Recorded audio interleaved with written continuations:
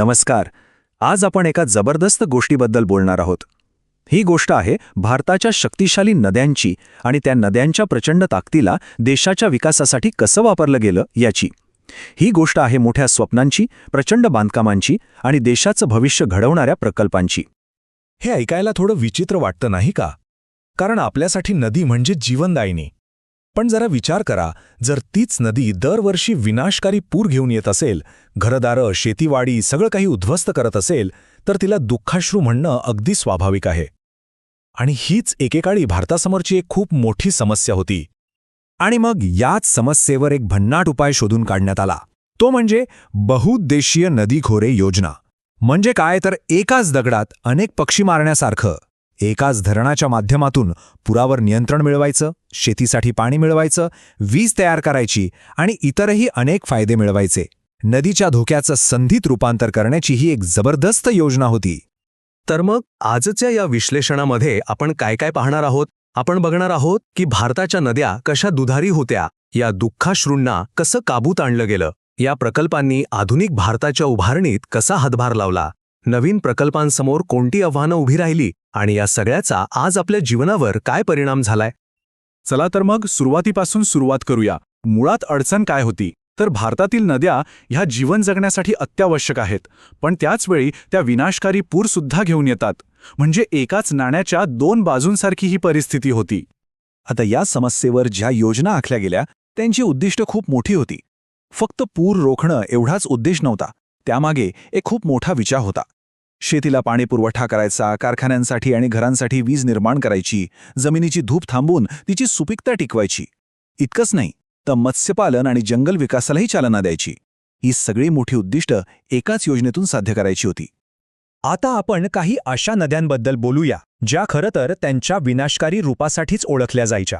या प्रकल्पांनी या नद्यांना कसं नियंत्रणात आणलं हे पाहणं खूपच रंजक आहे. हे नाव आहे दामोदर नदीचं. विचार करा, या नदीमुळे किती नुकसान होत असेल की तिला असं नाव मिळालं. पश्चिम बंगालमध्ये या नदीमुळे दरवर्षी हाहाकार माजायचा आणि म्हणूनच स्वतंत्र भारतातली पहिली बहुउद्देशीय योजना याच नदीवर सुरू झाली. या नदीमुळे होणारा विनाश थांबवणं हेच या योजनेचं पहिलं आणि मुख्य ध्येय होतं. आणि दामोदर ही एकटीच नव्हती. तिच्यासारख्याच इतरही नद्या होत्या, जसं की कोसी नदी, ज्याला बिहारचं दुःख म्हणायचे, आणि महानदी, जी ओरिसाचं दुःख म्हणून ओळखली जात होती. या तिन्ही नद्यांवर मोठे प्रकल्प उभारले गेले आणि त्या राज्यांना पुराच्या संकटातून बाहेर काढून विकासाच्या मार्गावर आणलं गेलं. कोसी प्रकल्पाची गोष्ट तर आणखीनच खास आहे, कारण हा फक्त भारताचा नाही तर भारत आणि नेपाळ या दोन देशांनी मिळून केलेला प्रकल्प आहे. यामुळे बिहारला पुरापासून तर दिलासा मिळालाच, पण इथे तयार होणाऱ्या विजेपैकी तब्बल 50% वीज नेपाळला दिली जाते. हे आंतरराष्ट्रीय सहकार्याचं एक उत्तम उदाहरण आहे. 4801 मीटर. कल्पना करा हे अंतर किती मोठं असेल. जवळजवळ 5 किलोमीटर. ही आहे हिराकूड धरणाची अविश्वसनीय लांबी. ओरिसाच्या महानदीवर बांधलेलं हे धरण भारतातलं नाही तर जगातल्या सर्वात लांब धरणांपैकी एक आहे. या एका आकड्यावरून त्या काळातल्या कामाची भव्यता लक्षात येते. आणि या एका धरणाने ओरिसा, झारखंड आणि छत्तीसगडचं भविष्यच बदलून टाकलं. तर हे प्रकल्प फक्त संकट टाळण्यासाठी नव्हते, तर एका नव्या आधुनिक भारताचा पाया रचण्यासाठी होते. मोठमोठ्या इंजिनियरच्या कौशल्याचा वापर करून देशाच्या प्रगतीची मुहूर्तमेढ रोवी गेली. आणि या राष्ट्र उभारणीचं कदाचित सगळ्यात मोठं उदाहरण म्हणजे भाखरा नांगल प्रकल्प. याला हरित क्रांतीचं इंजिन म्हटलं जातं. ह्या प्रकल्पामुळे पंजाब, हरियाणा आणि राजस्थान ह्या राज्यांना शेतीसाठी मुबलक पाणी आणि वीज मिळाली, ज्यामुळे देशात अन्नधान्याचं उत्पादन प्रचंड वाढलं. 226 मीटर. विचार करा ही उंची किती असेल.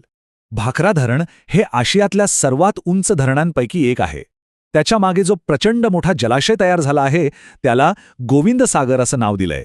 या आकड्यांवरून त्या काळातल्या आपल्या इंजिनियर्सच्या कौशल्याची आणि ध्येयाची भव्यता लक्षात येते. आणि ह्या उंचीचा, या भव्यतेचा परिणाम काय झाला तर तब्बल 14.6 लाख हेक्टर जमीन सिंचनाखाली आली. हा आकडा किती मोठा आहे याची कल्पना करा. ह्या एका प्रकल्पामुळे देशाच्या शेतीमध्ये केवढी मोठी क्रांती झाली असेल आणि अन्न सुरक्षेचा पाया किती मजबूत झाला असेल. विकासाचा हा प्रवाह फक्त उत्तरेपुरता मर्यादित नव्हता. दक्षिणेतही तुंगभद्रा आणि नागार्जुन सागरसारखे मोठे प्रकल्प उभे राहिले. कर्नाटक आणि आंध्र प्रदेश या राज्यांनी एकत्र येऊन तुंगभद्रा प्रकल्प साकारला, तर नागार्जुन सागर प्रकल्पामुळे लाखो हेक्टर जमीन ओलिताखाली आली. पण हे सगळे इतकं सोपं आणि सरळ नव्हतं. जसे प्रकल्प मोठे होत गेले, अधिक गुंतागुंतीचे होत गेले, तशी आवाहनं आणि त्याभोवतीचे वादविवादही वाढत गेले. याचं कदाचित सगळ्यात मोठं उदाहरण म्हणजे नर्मदा खोरे प्रकल्प. या योजनेला सुरुवातीपासूनच खूप मोठ्या विरोधाला सामोरं जावं लागलं. पाणी वाटपावरून राज्यांमध्ये वाद होतेच, पण प्रकल्पामुळे होणारे विस्थापन आणि पर्यावरणावर होणारे परिणाम यावरूनही मोठे प्रश्न उभे राहिले होते. मग हे वाद सोडवण्यासाठी एक खास जलवाटप न्याय समिती नेमण्यात आली. या समितीने राज्यांमधले वाद सोडवण्याचा प्रयत्न केला आणि अनेक वर्षांच्या प्रयत्नांनंतर सरदार सरोवरसारखी धरणं उभी राहिली, ज्यामुळे गुजरात, राजस्थान आणि महाराष्ट्राच्या काही भागांना पाणी आणि वीज मिळणं शक्य झालं. आणि हे प्रकल्प उभारण्याचं काम आजही थांबलेलं नाही. कर्नाटकातला अप्पर कृष्णा प्रकल्प याचंच एक ताजं उदाहरण आहे. या अंतर्गत आलमट्टी आणि नारायणपूर इथे धरणं बांधून लालबहादूर शास्त्री आणि बसवसागर जलाशय तयार केले गेले, ज्यामुळे लाखो हेक्टर जमीन सिंचनाखाली आली आहे. तर मग ह्या सगळ्या प्रकल्पांचा मिळून परिणाम काय झाला? अनेक दशकांपासून सुरू असलेल्या या प्रयत्नांनी देशाचा नकाशा आणि नशीब दोन्ही खऱ्या अर्थाने बदलून टाकलं आहे. या प्रकल्पांनी भारताचं पाण्यासोबतचं नातं पूर्णपणे बदलून टाकलं. पुरांवर नियंत्रण आलं, उद्योगांसाठी आणि घरांसाठी वीज मिळाली आणि सगळ्यात महत्त्वाचं म्हणजे शेतीला पाणी मिळालं. यामुळे देश अन्नधान्याच्या बाबतीत आत्मनिर्भर झाला. या प्रकल्पांनी एक मजबूत पाया तर रचलाय, यात काही शंका नाही. पण आता आपल्या समोर नवी आव्हानं आहेत. हवामान बदल, वाढती लोकसंख्या. मग आता भारताच्या पाण्याच्या कथेचा पुढचा पान कसा असेल, हा प्रश्न आपल्याला नक्कीच विचार करायला लावतो.